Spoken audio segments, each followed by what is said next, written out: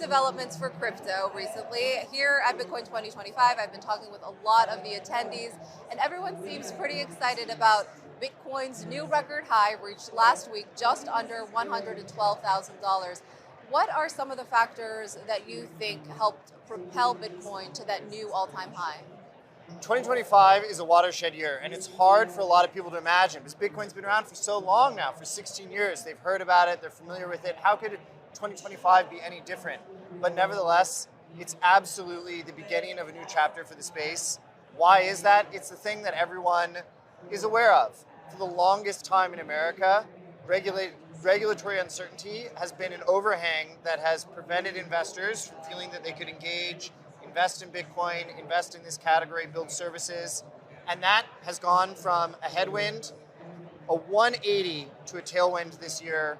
The regulators, the White House, lawmakers have all flipped to constructive on this space. And for investors, that means it's finally an asset class that they can engage in. We're entering the mainstream era where mainstream investors can participate. For Bitwise, we manage about $12 billion in client assets. We have ETFs, we do separately managed accounts, hedge funds, Bitcoin yield solutions. We serve thousands of wealth management firms, institutions. In the first quarter of this year, 190 wealth firms invested in a Bitwise product for the first time ever. So we're seeing the response to the change in the regulatory environment, and I think that's flowing into some of the sentiment you hear at the conference today and this week. Now, when you spoke with CNBC back in February, that was right after the inauguration, of course, you mentioned that Q1 was the best time for investors to put money into Bitcoin, and that was something that you were seeing with your client base. You just mentioned Q1. Is it too late now? Is it still a good time to put money into Bitcoin? What do you think? Absolutely not. I think that this year, this moment, of course, we're always monitoring the market, is really the best time for investors. Why is that? Because as an investor, your job is to take risks. You have to take risks as an investor. There's no free lunch in investing. You have to take risks, and then you want to be compensated for those risks. And this year, for the first time, the biggest risk of the space has been removed. So the return potential is still there and immense, and you probably heard all sorts of Bitcoin price predictions and so on and so forth, but the risk has been substantially reduced. So you have that return potential, but finally this overhang and risk has moved away, and so I think a lot of the world is busy with other things. They're not focused every day on Bitcoin, and so they haven't gotten around yet to re-underwriting and engaging with the category, which means there's still an incredible opportunity for investors who do have that time or are willing to spend that time to take advantage of the risk reduction that's taken place this year and build a position in advance of the rest of the world figuring that out. Now, another big development for crypto, you touched on this, regulation. Just last week, the Senate advanced the Genius Act stablecoin regulation bill on a bipartisan vote. More than 12 Democrats crossed party lines to vote yes. What does that signal to you? And does that give you hope we could see stablecoin regulation here in the US in the near future? And if that happens, could it pave the way for other crypto legislative priorities like market structure? Yeah. I think one of the remarkable things at this conference, in fact, is how many politicians are here. Lawmakers, regulators. You had the vice president on stage. You had David Sachs, the crypto czar. You've had a number of congresspeople and senators. I think that the reality of 2025 is that politicians want to do what their constituents want them to do. And they've realized that 100 million Americans want to see Bitcoin and crypto flourish in America. That doesn't mean they don't want regulations. It means they do want regulations. They want clear regulations. And so I think you're seeing politicians and lawmakers responding to that and saying, wait a minute, this is what my constituency wants, and I want my voters to be happy. I want new voters. So let's dig in here and figure out how to create those rules of the road. So you've seen so much already from the regulators. The lawmakers are in action. I think you will see these laws come to pass, like the Genius Act. And I think that the road is being paved right now for this to become a mainstream asset class. And what would stablecoin regulation and crypto regulation mean for Bitwise? Would anything change? It's a world of difference. Bitwise has been around for 7.5 years, and we've been serving clients for that time. These are institutions, financial advisors, family offices. So we've been through it with them for all of it. Last week, a federal bank manages $600 billion in their wealth management division, announced at their national summit that they'd approved our Bitcoin ETF and our Ethereum ETF. That's only possible because of this change to the regulatory environment. So for Bitwise, it's hugely important because our clients care about the regulatory environment, and many of them are regulated entities. So what do I think it means? I think it means that you're going to see, it's not going to be, the old school Bitcoin anymore. You're going to see financial institutions, banks, technology companies, all building services, all launching products. And I think people are going to be really surprised. I think if you think back, if I could just offer sort of a crazy analogy here. Absolutely. If you think back to when the iPhone came out in 2007, I had a BlackBerry, you may have had a BlackBerry, and I said, this is a silly thing. There's no keyboard. The BlackBerry's perfect for email. This is not a serious new device. And you wake up one day, and Goldman is giving employees iPhones. And they're saying, this is now your work device. There is no BlackBerry. You use an iPhone. So technology is often unfamiliar and imperfect when it is first introduced. And that has certainly been the case for crypto. And then it has to go on a journey. And not all technology can go on that journey. But if it wants to be mainstream, it needs to go on a journey of developing, maturing, and fitting into what businesses and people need. And I think that 2025 is sort of the year that Bitcoin and crypto are crossing the chasm. And just like the iPhone showed up one day as the work phone at Goldman, I think people are going to be surprised when they start seeing Bitcoin at companies that are not crypto companies, but showing up in the businesses, in the services, and in the offerings of a lot of traditional companies. Now, sticking with that regulatory advancement, your CIO, Matt Hogan, he actually said that progress on the stablecoin bill could pave the way for a multi-year bull market in crypto. He added that outside of the January 2024 approval of spot Bitcoin ETFs, this is the most important regulatory development in the history of crypto and may even be bigger. Do you agree with that assessment? How would you describe this all? Absolutely. It's the biggest development. The ETFs were important. We launched a Bitcoin ETF, BITB, the Bitwise Bitcoin ETF, in January of last year. Right. And that was hugely impactful because it allowed investors to participate in the opportunity set with the peace of mind of doing it from their brokerage account, through their financial advisor. And we've seen huge uptake for the most successful ETFs in the history of ETFs. ETFs have been around for 30 years. And these Bitcoin ETFs, launched in 2024, have blown away all prior records. And ours today is several billion in assets. So it's been extraordinary. And I do think that was a big development. But ultimately, the bigger picture is the regulatory environment.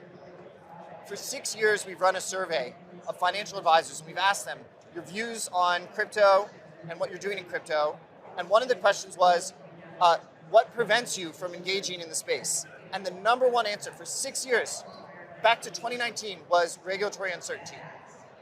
So it is the number one item that has been limiting the ability of investors to participate in the space. And it is now no longer a problem. It's being resolved very quickly. The SEC has taken rapid measures. The OCC published a tweet 2 weeks ago letting banks know that they're welcome to launch crypto services. That's the bank regulator, the OCC. I mean, it's absolutely remarkable. So things don't change overnight. I don't mean to suggest that, by the end of June, the world will have changed. But I do think that the clear message that busy investors are absorbing right now is it's different now. Even though we've known about Bitcoin for a decade, something has changed this year. It is finally an addressable opportunity for us. So I would agree with Matt, who's very wise, and say I think this is maybe the most important development in a decade for Bitcoin. As you mentioned, Bitwise has a spot Bitcoin ETF. You also offer a spot Ether ETF, but you also have an application with the SEC for a spot Solana ETF. That decision was delayed, and the SEC has yet to authorize any funds tied to Solana. So what's your outlook with that? Do you anticipate we will see a spot Solana ETF this year? And generally speaking, what do you think will happen with those applications for altcoins, for those ETFs that hold altcoins like Solana and XRP? What do you think will happen there? We've worked with the SEC for 7 years now.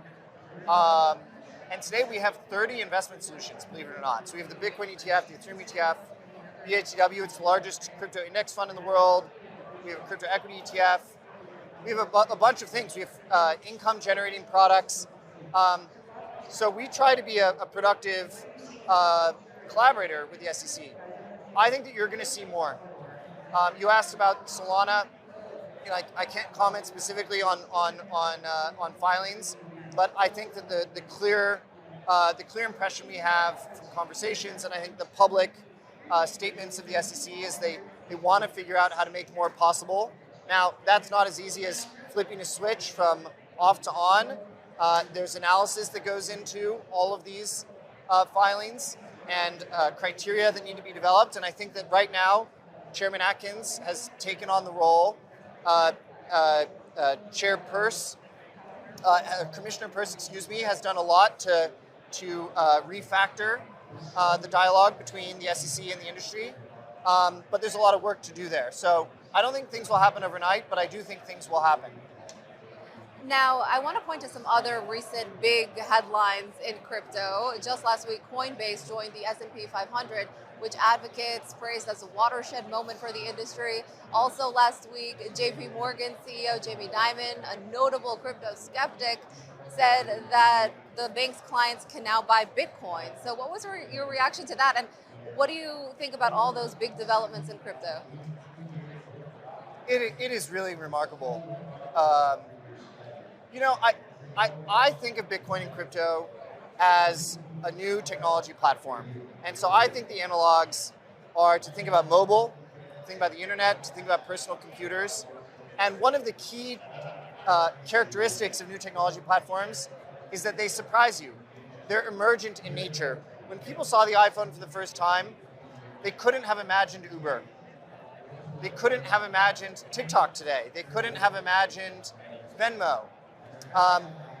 And so I think that we're going to be surprised by all of the different ways that this space continues to develop. There are companies now buying Bitcoin on their balance sheet, which is remarkable. Over 80 companies so far this year. Public companies, Coinbase in the S&P, Strategy in the NASDAQ. I think if the history of technology adoption is any reference here, that it will actually exceed people's imaginations. And I'm, of course, very excited to see those developments. And I think that the takeaway for investors is nobody can predict everything that's going to happen and how the space will develop. People are busy, but now is a good time to figure out what you want to do or how you want to engage with this space, because things are moving. And I think Coinbase entering the S&P is a really prime example of that. Now, in a new forecast report out last week, Bitwise and UTXO Management projected that more than $400 billion in institutional capital will flow into Bitcoin by the end of next year.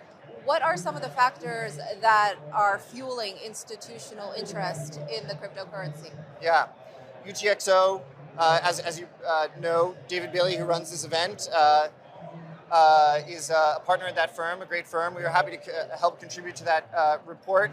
I think that what people have to remember is that the capital markets are massive, and they really have not been able to participate in this asset class before. So take Bitcoin, for instance. 98% of all Bitcoin that will ever exist has already been mined and is already owned by somebody. And yet 98% of all the capital in the capital markets does not yet own any crypto. Those are banks, wealth management firms, endowments, pensions, sovereign wealth funds, and we're having conversations with all of those.